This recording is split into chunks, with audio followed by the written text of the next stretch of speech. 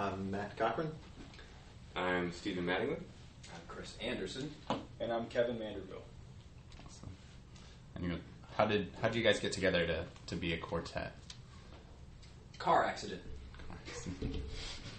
No, I'm lying.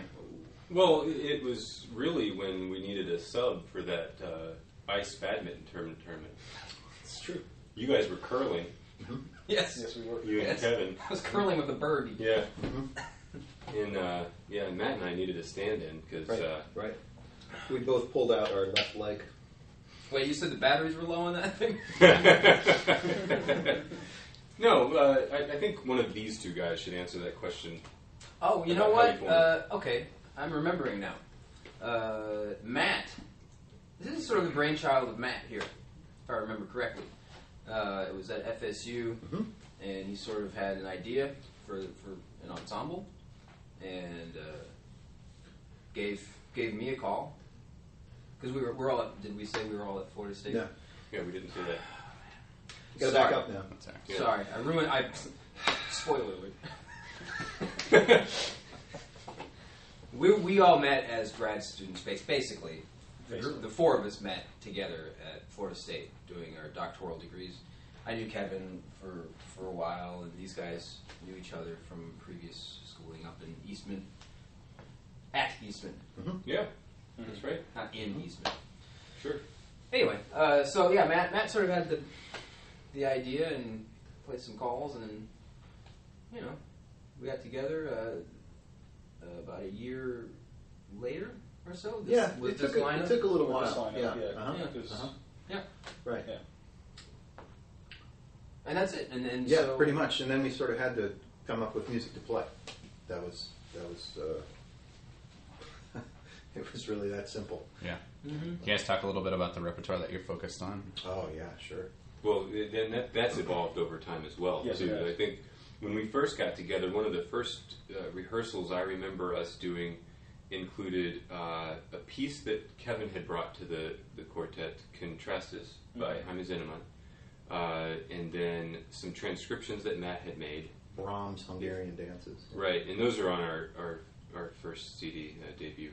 I say first CD because we're planning our second CD, but this is all foreshadowing.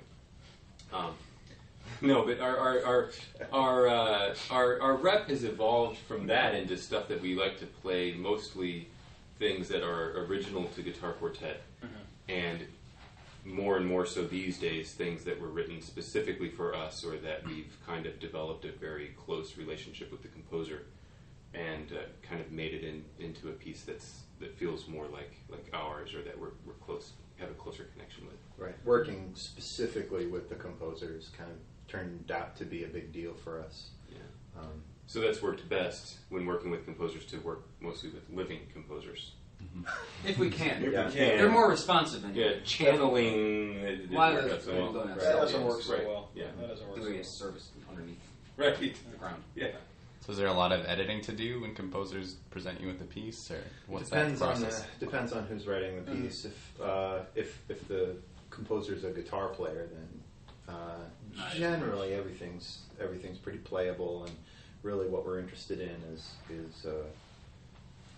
what that composer sort of wants, what kind of vision it is. But when it's a non-guitarist composer, there's often a lot of like little subtleties that Yeah. Which is normal. It's to be expected with just about any instrument, I would imagine. Yeah.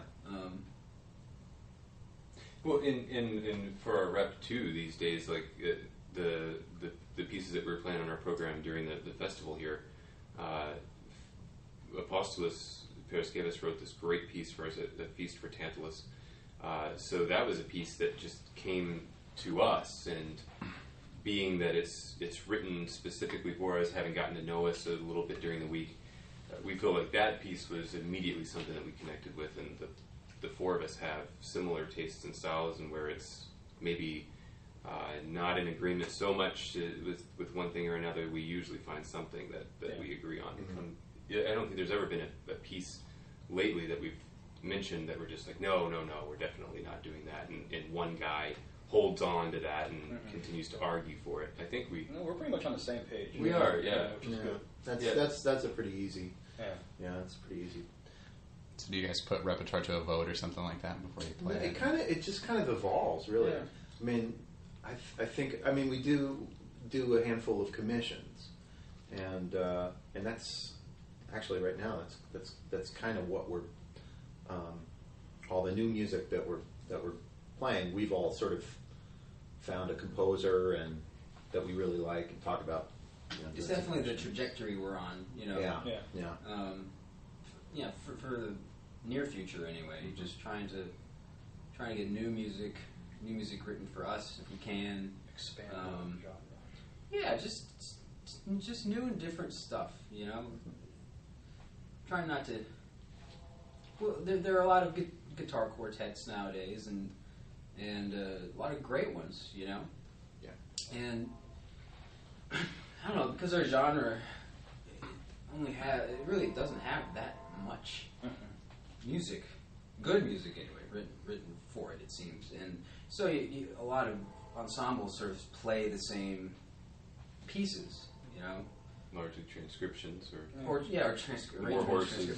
Yeah, and that's fine, but it just doesn't interest us. It's similar to, I just thought of this, maybe I'm thinking about this the wrong way, but, and I'm not trying to compare us to Segovia, but there's a similar thing in the early part of his career when he was playing transcriptions and he felt like he needs to expand the repertoire. And he didn't go to guitarists, he went to composers that weren't guitarists, and that's what we've done. That's what we're trying to do.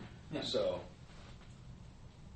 Well, and obviously, this is not like we're claiming this is a new idea to us. It's something that we look to other quartets like the LAGQ with their work with Sergio Saad's concerto and things like this. Like when we were approached by Apostolus and doing a piece, immediately we thought about working with him on a concerto and turned that into a concerto idea. So I think that it's something, as a quartet, though, we do have a specific idea about a kind of style, generally speaking, that works for us, that we kind of feel at one with.